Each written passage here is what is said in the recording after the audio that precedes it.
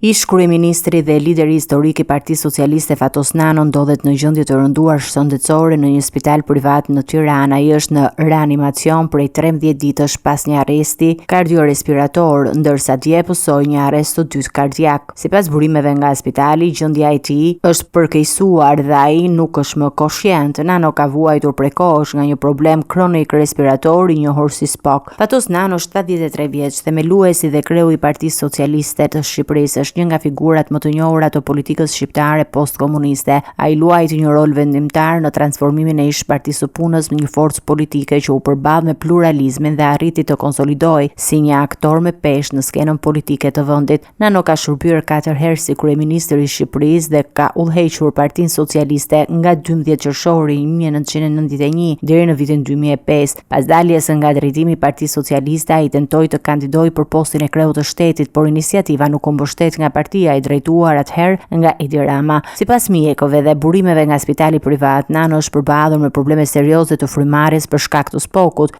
dhe ka pasur komplikacione kardiake që kanë rënduar gjendjen e tij. Aktualisht ai mbetet në kujdes intensiv mjekësor, ndërsa familja dhe miqtë e tij ndjekin nga afër zhvillimet.